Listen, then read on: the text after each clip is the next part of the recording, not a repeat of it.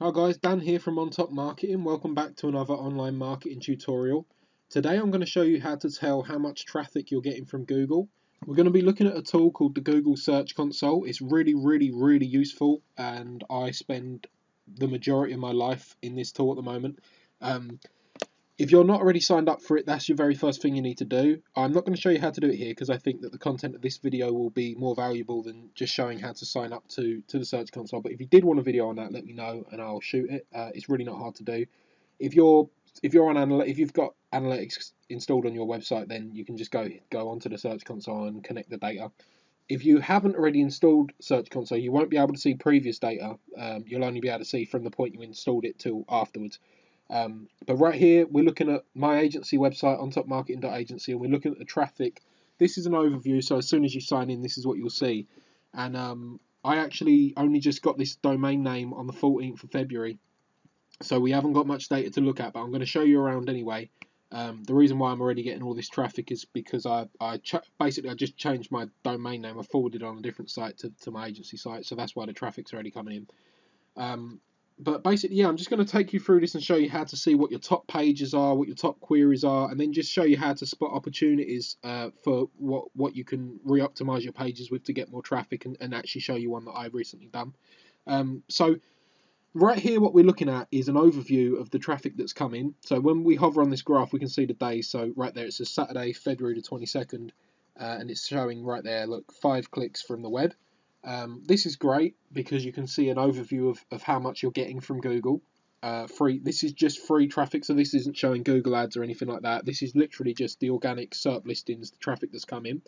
But where this becomes really powerful is you can actually really break down and see exactly where things are coming from, what queries, and although there's some data it doesn't give you, quite a lot is there, and it's actually surprising how much they give you with all the sort of way that they're hiding stuff nowadays. You can't see anything with all the data protection laws. It's absolutely brilliant what you can still get. So the first thing we want to do is head over to performance right here. You can also click here, but I'm just going to navigate on the left for this video so that there's all of the things are always there, if you see what I mean.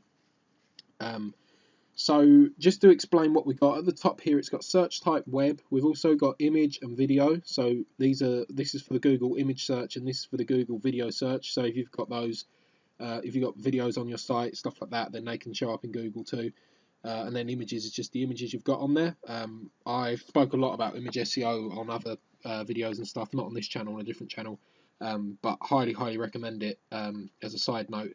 But we'll just look at web for now because this is the best. I just think images is often overlooked. But so we'll keep it as web. This is our web pages, and then the next thing here we got is date. And so this is, you can see, you want to look at data from this date range basically. So they actually recently started giving you yesterday's data on the majority of websites, so that's really useful as well, so you can see changes quite quick. We'll leave this at 3 months, even though we don't have 3 months worth of data. If we leave it to that, it will just show what we've got. So this is the default. There's some other filters in here as well I'll go through later, but I just want to show you your way around this. If you come down here, total clicks, so this is showing how many people clicked on a SERP listing and went to the site. And that's 287 for me in the last 3 months, or since 14th of February, which is, not that long, but anyway. Then there's total impressions, so this is the amount of times that your page come up in Google. And then the click-through rate is how many times your page come up, and then the percentage of people who clicked on it. And so it's saying my average is 5.2% right now. And then it's got average position, so this is where your listing ranks on average. So because this is an overview, some of this data is pretty useless. Like your click-through rate on a whole of a site isn't really all that useful because it may be that you're getting impressions for terms that you aren't optimizing for and stuff like that. So I wouldn't worry about that too much.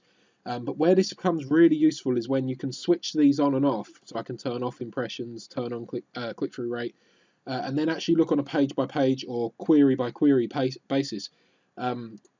So if I go back to just total clicks and impressions, when you scroll down here, it's showing by default, it will have this queries selected. And you can see right here that I've had 24 clicks for CSS aspect ratio calculator and 82 impressions. If we put on the click-through rate, it will show that I've got a 29.3% click-through rate for that term. and then I've got FAQ HTML code generator, 12 clicks, 59 impressions, 20.3% click-through rate. I can also put on my average position. So average position is useful for queries because you can see where you're ranking for these queries. It's more useful than it is on pages and stuff like that. But if you look right here, it says that on average throughout this period that data has been recorded, my average position for CSS aspect ratio calculator is 2.5. So right here you can start to see opportunities inside the Search Console for what you should be optimizing for. And something I've often used this for is if there's something in here that I've not actually created content on. So for example, if you've got the ordering up here, so you can order by clicks, impressions, click-through rate, position. If you order by impressions, you can see that. So for me, FAQ generator is where I'm getting most of the impressions from. So I actually have one of these already built out on topmarketing.agency. It's a schema FAQ generator, and it gives you the schema code you can just paste straight in your site, and it will pull the FAQs into the SERPs. You can check out the other video on this channel for that if you're interested.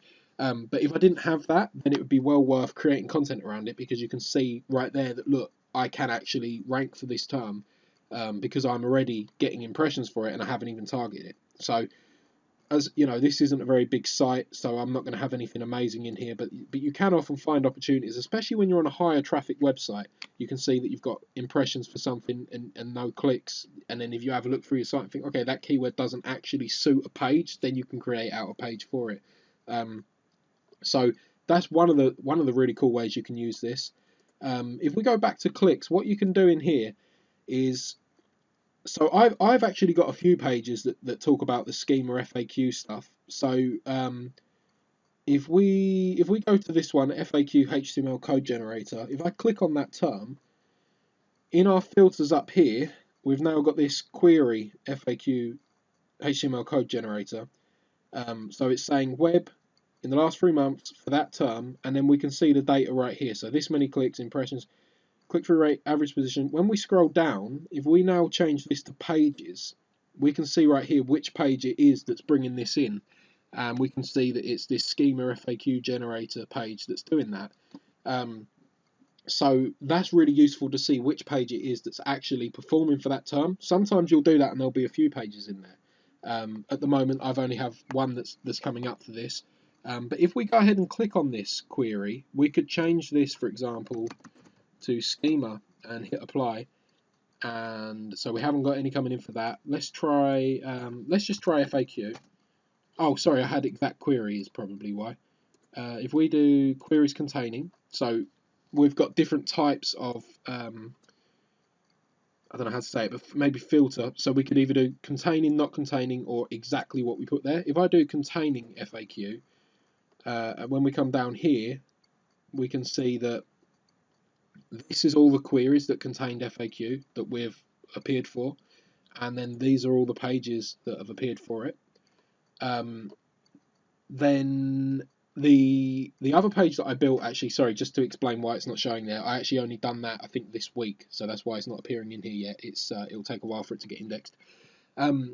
So if I take that off of there, the other way of navigating to that is you can click on the new, and then you can say query, and then you could type that in there. So if I was to put schema, GMA, and then queries containing, so any query that contains schema, hit apply, and then you can see right here I've had no clicks for anyone searching for anything to do with schema, but I have had impressions.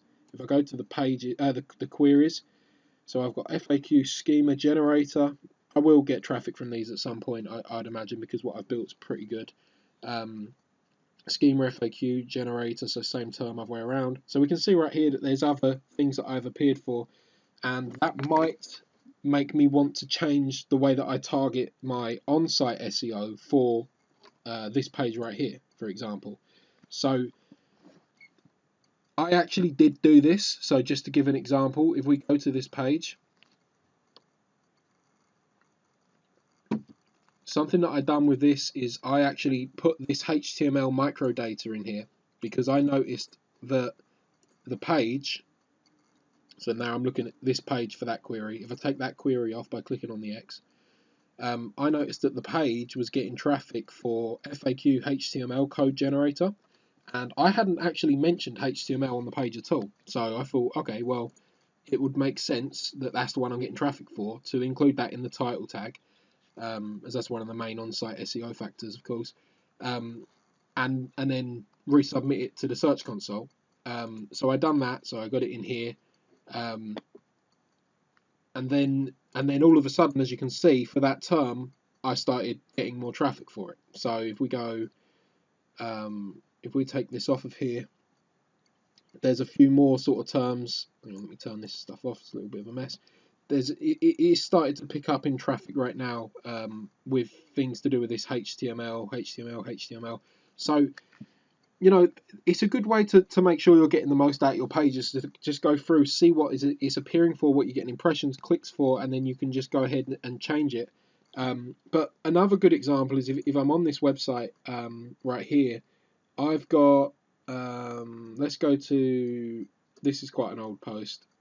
If I go to this one and copy this URL and then go back into the Search Console, if I close this just so you can see from scratch how it would work, if you click on New and then go to Page, you can paste in there either URLs containing. Now this helps if you've got some sort of like category, if you're doing e-commerce SEO.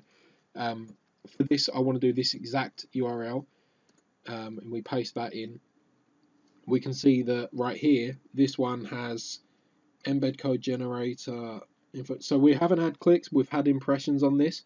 So this is a good example of a post where I might want to go back in at some point and change this around a bit, optimize this for SEO. This was actually more of a post so that I could get this whenever I needed it, or anyone that I was giving this work off to needed it, they could just come in here and copy the code out. But if I wanted to go in and optimize this, then I would definitely be looking at things like average position, ordering by impressions, seeing that embed code generator's got the most, but my average position's quite low. So infographic embed code generator, I've got the second most impressions for, and my average position is 10.2. So I'm usually sort of bordering on the bottom of the first page or the top of the second page. So it would definitely be worth trying to optimize my page with that term right there. So I've got that in my title tag already.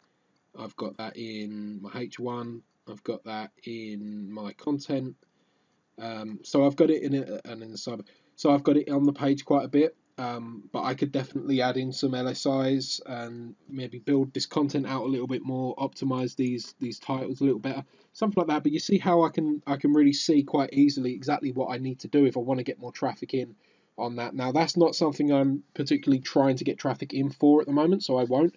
But if you're just trying to grow a website, then this is really the bridge between being able to grow a page without even really needing SEO tools or anything like that. I mean, I've got Ahrefs and stuff like that, but you can often do a lot of it by just seeing what Google is giving you and then just making sure that you're meeting what that's saying, if you see what I mean. So if I see an opportunity in here, making sure that my page then matches that query better and I've got my own page a little bit better for it. The other thing that's worth showing is that you can look at the countries people are coming in on. So if I take this off and go back to a page that actually gets traffic right now, so we go here, go into this page. So now I've got that page selected, as you can see by the filter at the top. If I go to countries, you can see that I've got Germany, USA, United Kingdom, Netherlands, Poland. So this is where the traffic's coming in on. This can be really helpful, especially if you've got service pages or e-commerce pages. You obviously want to make sure that your traffic is coming in from the right place. For me, there's absolutely no point of having people from Germany coming into my agency site because it'd be quite difficult for me to work with them at the moment.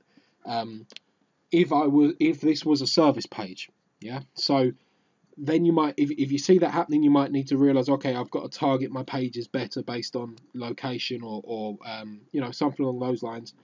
You can also see devices. So again, majority of the people are on desktop when they're doing this. I think personally that it's because you aren't really going to get many people developing a website. This here is a CSS aspect ratio calculator that I developed. And basically what it does is it figures out the padding bottom that's needed for an element when you're doing, you know, like responsive videos, stuff like that. So if it was, well, if we do,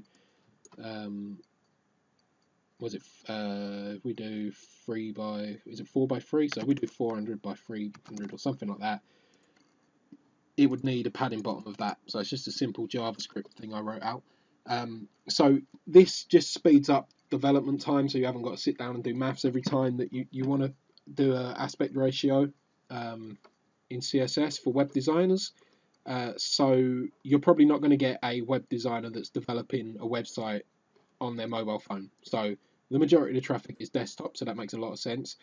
However, the 2 people on mobile since this site's gone live means that, you know, it'd be really worth at that point figuring out and saying, right, is my responsive web design good enough? You know, because if it was better, then maybe my bounce rate would be slightly lower, etc. Now, when I come in here, I mean, it works fine. You know, it works fine to me, so I don't have any issue with that. But it's well worth checking, especially because, you know, a lot of developers still aren't really doing mobile web design very well. I built this myself, so I know that this one's okay, but that's a good indicator when you see in here that your website's getting a lot of traffic from mobile, which most websites are actually getting now, the majority from. That would be a good indication that, okay, I need to deal with that. So obviously, as I say, it depends on what. All of my traffic right now on a new website is coming through my blog, so that's why, because these are all things for developers and all the rest of it. You know, they're not going to be on mobile phones and tablets. They're going to be on a computer. So that's that. These are the main things really. And another little quick tip before I end off this video here is that you can actually get a page re-indexed in Google really quickly by submitting it into here through this search console. So if you make a change to a page and you think, oh, I've got to wait forever for Google to update it, you can actually get Google to index it sometimes in the same day. I recently created this new landing page right here for SEO services. If I copy this URL and in the search console at the top here, if I paste that in and hit enter, Google's going to have a look and it will see whether or not it's indexed the page. So I built this yesterday and it's saying that the URL is not on Google. So if I was to go into Google right now, do a search for that. Oh, I've put site. If I was to do site and then that right there, you can see that it's not showing up at all. Now, if I request indexing on the bottom here, it will usually take a little while, but after, you know, about 30 seconds or so, a minute or so, it will actually submit it for indexing, and then they'll send some bot out at some point to check the page out. So this can really help you get, you know, when you update a page or you create a new page, get it included in this Google search results quicker. And there was one other thing I was going to show as well on here, just to help with indexation rates with Google, is you can also submit your sitemap through here. It's pretty obvious, but I think it's worth showing anyway. Right, here we go. Indexing requested. It was added to a priority crawl queue, and that's that. So that will get indexed when it's ready. The other thing that's worth showing, if we go to sitemap underscore index.xml, if you've got Yoast installed, you should have this sitemap created on a WordPress site. If we copy this out, come into the search console, click sitemaps, and then paste that in there, take away the URL actually at the beginning because it's got that there, and it's just sitemap index, click submit. Now the sitemap has been indexed and all the pages will be crawled and Google knows where the pages are. So this is just a top level overview of the search console. Hopefully you found this useful. If you've got any specific questions about this, let me know, because as I say, I do spend an absolute enormous amount of time in here playing around with things for clients' websites. I haven't really put much into my agency site yet because I've got too much client work on, hence filming this video on a Sunday afternoon. But if you've got questions, let me know and I'll take a look. Hopefully you enjoyed the video and you got something from it, and I'll see you in the next video. Just jumping back in with one last thing, I just hit refresh. This is literally 20 minutes after I filmed that video, so probably about 10 minutes after I submitted this to the search console for indexing, and as you can see, it's indexed by Google right now. So I got that page indexed by Google in about 10 minutes. and it's all thanks to the Search Console. So I'm really going this time, guys. Hope you enjoyed the video, and I'll see you in the next one.